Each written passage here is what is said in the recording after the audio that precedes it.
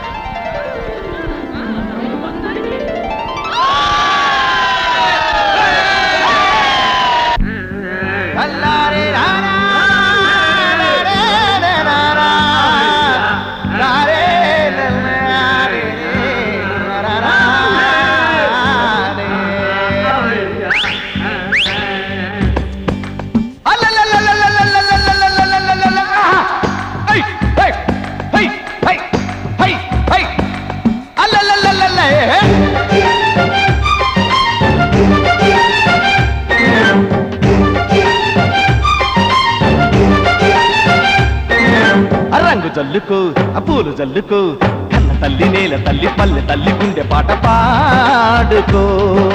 పాలు జల్లుకో తేనె జల్లుకో, నింగి పొంగిపోయి వాన చుక్కలన్నీ కుప్పుతుంటే ఆడుకో. కత్తులన్నీ కర్రులోలే మార్చుకో ఈ రోజే, కళ్ళ నిండా ప్రేమ చల్లు నింపుకో ఇక రోజే. కొత్త ఆశల విత్తనాలు చల్లుదాని నాడే, వీళ్ళ నుండి పాడి పంటలు చేదుకుందాం ఇక నుండే. ఆ జాతరంటే ఏందిరా? జనం గుండె చప్పుడు. పండగెప్పుడొస్తది? పల్లె నవ్వినప్పుడు. రంగు జల్లుకో పూలు జల్లుకో, కన్న తల్లి నేల తల్లి పల్లె తల్లి గుండె పాట పాడుకో. పాలు జల్లుకో తేనె జల్లుకో, నింగి పొంగిపోయి వాన చుక్కలన్నీ కుప్పుతుంటే ఆడుకో.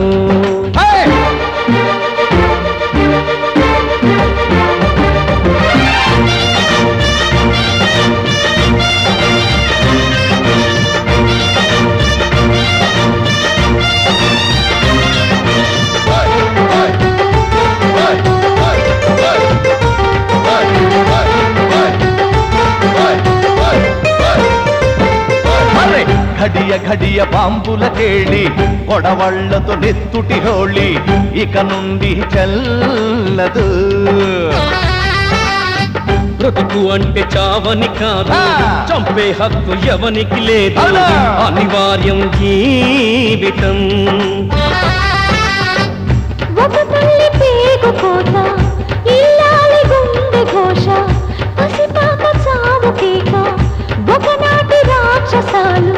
పెట్టేద్దాం ఫ్యాక్షనిజానికి పాతరా, స్నేహానికి రోజు చేద్దాం జాతర.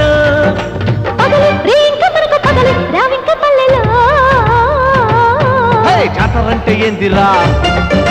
జనం గుండె చప్పుడు. పండగెప్పుడొస్తది? పల్లె నవ్వినప్పుడు. రంగు జల్లుకు పూలు జల్లుకు, కన్న తల్లి నేల తల్లి పల్లె తల్లి గుండె పాట పాడుకో. పాలు జల్లుకు తేనె జల్లుకు, నింగి పొంగిపోయి వాన చుక్కలన్నీ కుప్పుతుంటే ఆడుకో.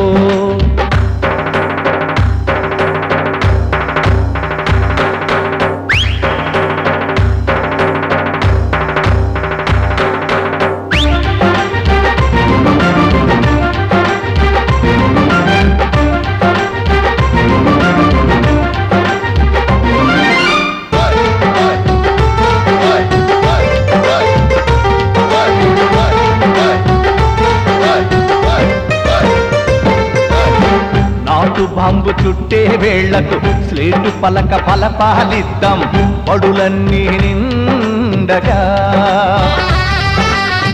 సారతాగి తూలే వాళ్లను చేరదీసి దారికి తెద్దాం, ప్రతి ఇల్లు చల్లగా.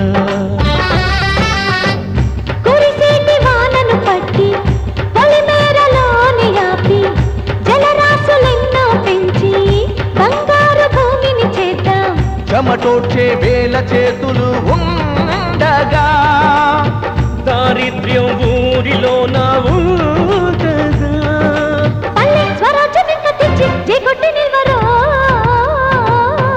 జాతరంటే ఏందిరా జనం గుండె చెప్పుడు మరి పండగెప్పుడొస్తది మళ్ళీ నవ్వినప్పుడు రంగు జల్లుకు పూలు జల్లుకు కన్న తల్లి నేల తల్లి పల్లె తల్లి గుండె పాట పాడుకో పాలు జల్లుకు జల్లుకు అరే పొంగిపోయి వాన చుక్కలన్నీ గుప్పుతుంటే ఆడుకో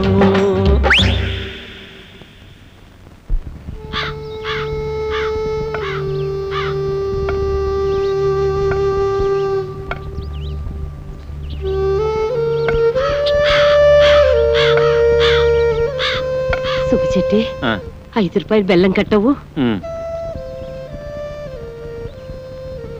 ఏంటి ముసల్దానా పండగ పూట పాయసం చేస్తున్నావా?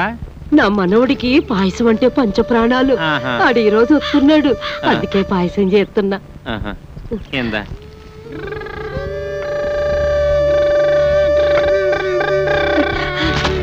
ఒరి ఎదవ సచ్చినోడా, బెల్లం అంతా నేలపాలు చేసినావు కదరా. నా మనోడు బొమ్మ సినిమాలో యాస వేసి ఉంటాడు, అందుకే పేపర్లో పడింది.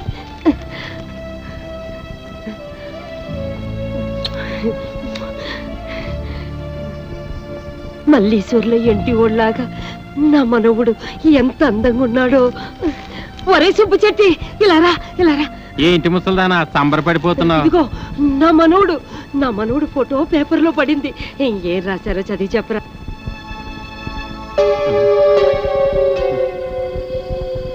ఏట్రా అట్టా చూస్తావు?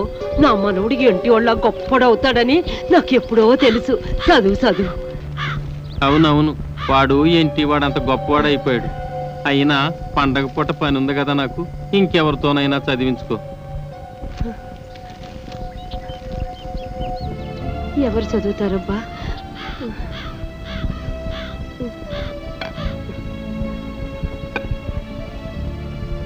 ఇదిగో నాయనా.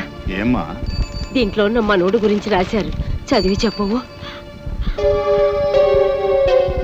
నేను కళ్ళజోడు మర్చిపోయి వచ్చాను, ఇంకెవరి చేతన్నా చదివించుకోమ్మా. వస్తానమ్మా. ఏమిటో ఒరే,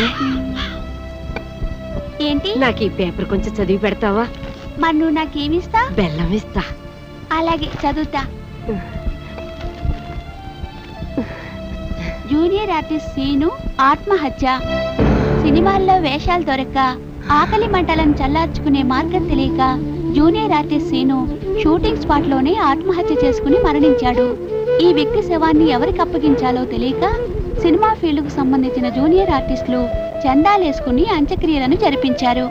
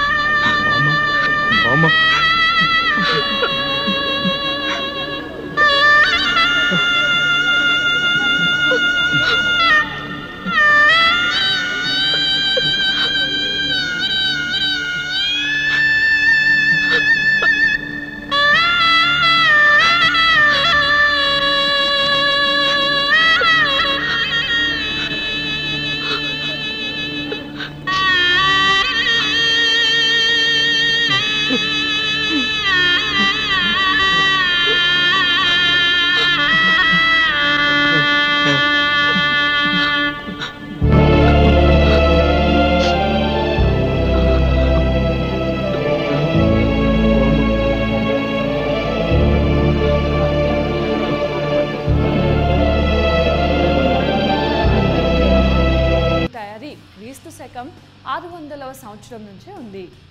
రూపాయి అనే పేరు వెండి నాణెం నుండి వచ్చింది. సంస్కృతంలో రూపిక అంటే నాణెమని అర్థం. ఈ పేరు మీదుగానే రూపాయి అనే పేరు కూడా వచ్చింది. ఢిల్లీని 1540 నుంచి 1545 వరకు పరిపాలించిన షేర్ షా సూరి ప్రవేశపెట్టిన వెండి నాణ్యాన్ని మొట్టమొదటిసారిగా రూపాయి పేరుతో విడుదల చేశారు. ఈ రూపాయి బరువు సుమారు 11.34 గ్రాములు ఉండేది.